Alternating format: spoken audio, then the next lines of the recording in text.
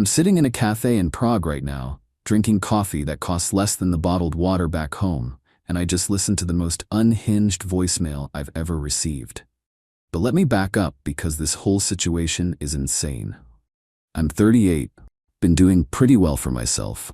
I run a small but profitable logistics company that I built from scratch over the past decade. Not rich, but comfortable. Own my house outright, no debt, got a healthy retirement account, the kind of stability that apparently makes you a target. Met Jennifer about a year ago at a friend's barbecue. She's 36, works as a real estate agent, has an 18-year-old son named Tyler from her previous marriage. Right from the start, I made my position clear. I'm not looking to be anyone's ATM. I've seen too many guys get used for their wallets, and that's not happening to me. Our first few dates, I paid. Normal stuff. But by date 4, I told her straight up that I believe in splitting things evenly once we're past the getting to know you phase. She seemed fine with it. Said she appreciated a man who treated her like an equal. Great. Here's the thing though. Jennifer had this way of presenting herself as independent and self-sufficient, but there were signs. Small stuff at first. She'd forget her wallet occasionally, her card would get declined, and she'd laugh it off. She'd suggest expensive restaurants, and then look surprised when the bill came. I'm not an idiot, I noticed, but I also shut it down every single time. When she forgot her wallet, I'd wait while she went home to get it. When her card declined, I'd suggest we split an appetizer instead until her bank sorted it out. When she picked pricey places, I'd counter with somewhere reasonable. She learned real quick that I wasn't the guy to play those games with.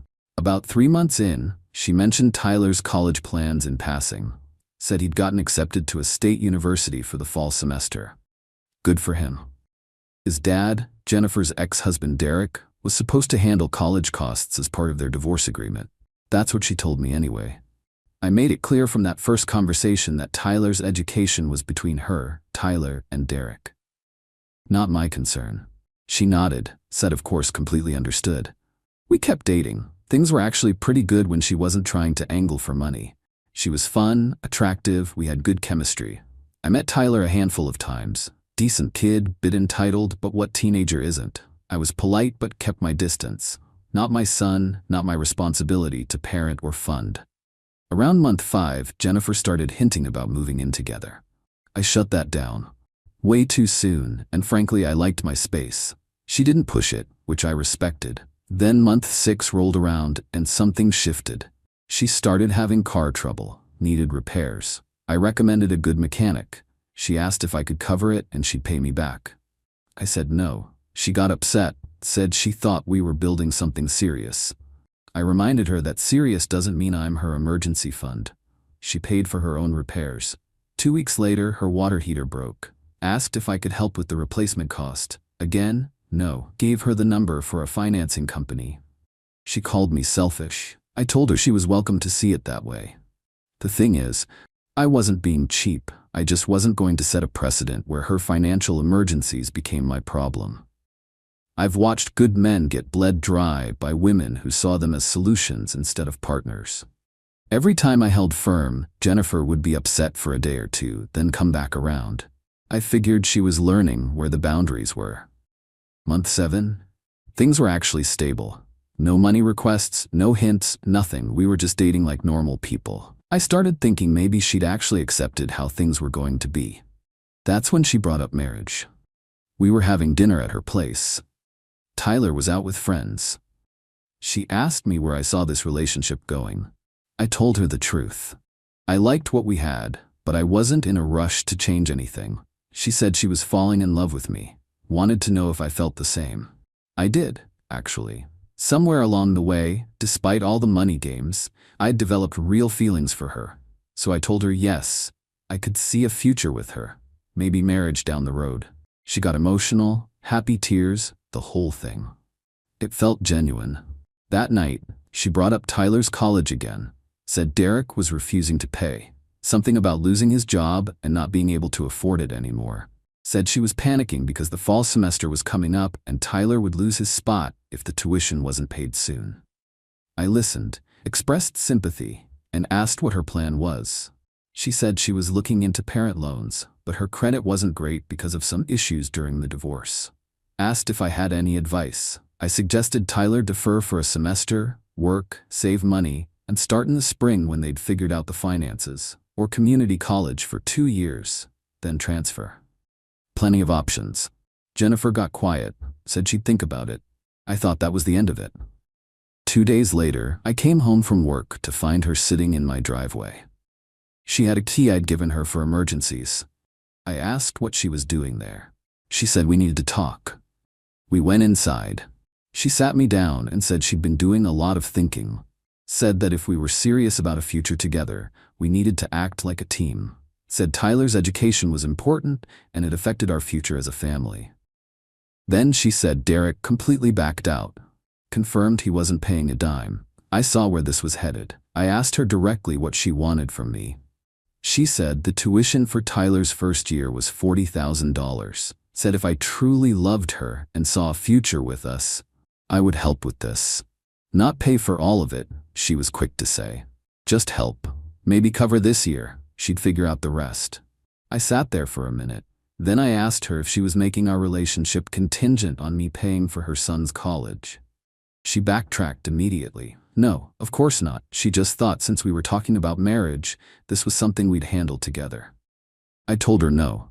Tyler wasn't my son. His education wasn't my financial responsibility, and I wasn't starting a marriage by dropping 40 grand on someone else's kid. She could explore loans, Tyler could work and defer, there were options. But I wasn't one of them. She got upset, said she thought I cared about her. I said I did, but that didn't mean I was a checkbook. She left angry. The next few days, she blew up my phone. Long texts about how relationships require sacrifice. How if I really loved her, this wouldn't be a question.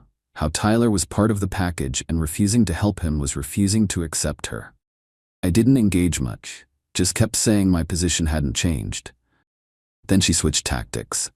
Started sending me information about Tyler's program, how good the school was, what an opportunity this was.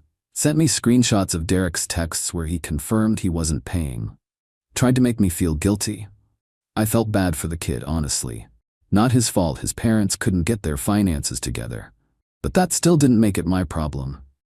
Week 2 of this pressure campaign, Jennifer showed up at my house again.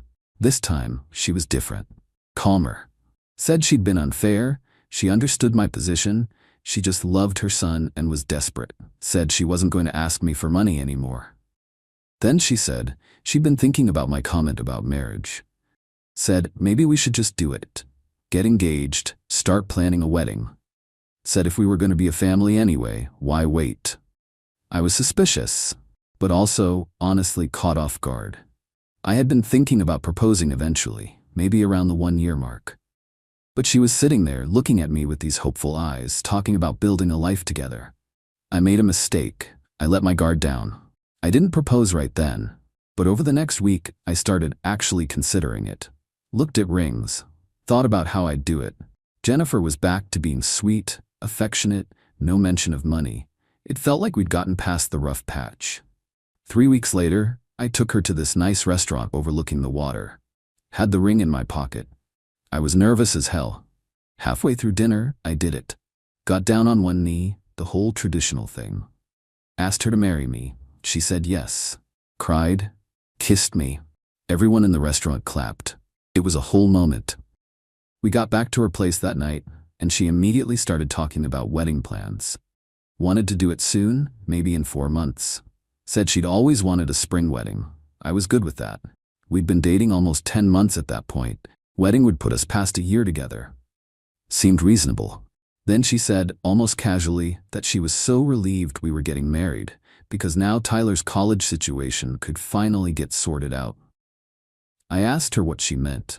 She said that now that we were engaged, we were basically family, and she knew I'd come through for Tyler.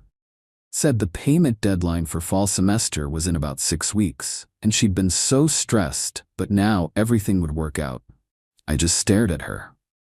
Asked her directly if she just said yes to my proposal because she thought it meant I'd pay for college. She laughed. Said no, of course not, but that being engaged meant we were a team now, and teams helped each other. Said 40,000 was nothing compared to what we'd spend on a life together. Said she'd already told Tyler the good news, that his stepdad was going to make sure he could go to school. I felt something cold settle in my chest. Asked her when exactly she told Tyler this. She said this afternoon, after I'd texted her to wear something nice for dinner. She'd figured out I was proposing, so she knew. Before I even asked, she knew I was going to propose, told her son I was paying for college, and then accepted my proposal with that already decided in her head. I asked her what would have happened if I'd proposed and then still said no to paying. She got defensive. Said that wouldn't happen because I loved her and Tyler. Said I was being paranoid. I stood up, told her I needed to leave. She tried to stop me, said we needed to talk about the tuition payment. I walked out. Drove home, didn't sleep. Spent the whole night thinking about every interaction we'd had. Every time she'd asked for money. Every time I'd said no. Every time she'd backed off and then come back with a different angle. This was just another angle. The longest con. The next morning, she called. Asked if I'd had time to think. Asked when we could go to the bank to set up the tuition payment. Said the deadline was getting closer. I told her to come over. She showed up within an hour, smiling, looking excited. Probably thought I'd come around. I handed her the ring box. Told her the engagement was off. She looked confused, asked what I meant. I said exactly what I said. We weren't getting married. This whole thing was a setup to get money for Tyler, and I wasn't doing it. She panicked. Started crying, saying I was wrong, she loved me, the timing was just coincidental. I asked her point blank if she would have accepted my proposal if I'd already definitively said I wasn't paying for college. She hesitated. That hesitation told me everything. She tried to recover. Said yes, of course she would have, but it was too late. I told her to leave. She refused. Said we needed to work this out. Said Tyler was counting on this. I told her Tyler was her problem, not mine. She called me heartless. I told her she had 10 minutes to get out of my house or I was calling the cops for trespassing. She left, screaming about what a horrible person I was. The next few days were nuclear. Text messages, voicemails, emails, all of them some variation of how I was ruining Tyler's future. How could I do this to them? I'd made a commitment. I blocked her number. Then her friends started contacting me. Mutual people from our friend group, calling me cruel, saying I led her on, saying I was punishing a kid for his mother's mistakes. I explained the situation to the ones I actually cared about. Most of them got it. A few didn't. I cut those ones loose. Jennifer showed up at my work. Security escorted her out. She sent Tyler to my house. I didn't answer the door. The kid stood there yelling about how his mom said I promised to pay, how he was going to lose his spot, how I was destroying his dreams. I felt bad for him, genuinely, but his mom had put him up to this, and I wasn't engaging. 2 weeks after I called off the engagement, Jennifer sent me a long email. Laid out every reason why I should reconsider. Apologized for how she'd handled things, said she should have been more direct. Promised if I helped with this one thing, she'd never ask for money again. Said we could even hold off on the wedding, just please help Tyler. I didn't respond. The next day, I did something I'd been thinking about since the breakup. I'd been planning to take time off work eventually, maybe around the holidays. Instead, I moved it up. Booked a 3-month trip through Europe. Flights, hostels, trains, the works. Used the money I'd been setting aside for wedding expenses. Came out to about $45,000 after I splurged on some nicer accommodations. I posted one picture on social media. Me at the airport with a backpack, caption that just said, taking some time for myself. See you in 3 months. Tagged my location as departing to London. My phone exploded. Jennifer somehow got through the block, left a dozen voicemails. Her friends messaged me. Tyler sent me a long rant. I turned my phone off, boarded the plane, and didn't turn it back on until I landed. That was 2 months ago. I've been bouncing around Europe since. London, Paris, Amsterdam, Berlin, Prague now. It's been incredible. I've met interesting people, seen amazing things, eaten great food, and not once thought about Jennifer's drama except when I checked my messages. Which brings me to today. I was sitting in this cafe, connected to Wi-Fi for the first time in a few days. Decided to check my voicemail. Had about 30 messages, most from Jennifer, a few from her friends, 2 from Tyler. The most recent one from Jennifer, left yesterday, was absolutely unhinged. She was sobbing, barely coherent. Said the college registrar had canceled Tyler's enrollment because the tuition didn't get paid by the deadline. Said he'd lost his spot. Said Derek was refusing to help. The loans didn't come through. She'd tried everything. Said this was all my fault. Said I'd ruined her son's life. Then she said if I'd just come back and help, she'd do anything. Anything I wanted. She'd sign a prenup, keep her finances separate. Whatever I needed. Just please help Tyler get back into school for the spring semester. I listened to the whole thing, then I deleted it, blocked her email too while I was at it. Here's the thing. I don't feel bad. Should I? Maybe some people would say I should, but I don't. Tyler losing his college spot sucks for him. But it's not because of me. It's because his mother tried to manipulate me into paying for it instead of figuring out actual solutions. It's because his father backed out of his responsibilities. It's because Jennifer spent the last year trying different tactics to get into my wallet instead of being a real partner. I gave her chances. Every time she asked for money, I said no clearly. Every time she pushed, I held my line. I never once led her to believe I'd be Tyler's financial support. The proposal wasn't contingent on anything except us building a real relationship. She's the one who twisted it into a transaction. And now she's dealing with the consequences of her choices. Tyler can take a gap year. He can go to community college. He can work and save. There are paths forward that don't involve trying to guilt trip your ex-fiancé from across an ocean. Meanwhile, I'm in Prague, about to head to Vienna next week, then Croatia after that. I've got one more month of this trip, and I'm using every day of it to reset and figure out what I actually want. One thing I know for sure. When I get back, I'm done with women who see me as a solution to their problems instead of a person. Done with subtle manipulation. Done with guilt trips about being a team when it only goes one way. Jennifer thought she was clever. Thought she could work the angles until she got what she wanted. Thought a proposal would lock me in and make me feel obligated. Instead, she lost a partner who actually cared about her, and I got a 3-month European vacation funded by money she thought she was going to access. I'd say I hope she learned something from this, but honestly, I don't really care if she does or not. That's her journey to figure out. Mine involves a train to Vienna tomorrow and absolutely zero regrets.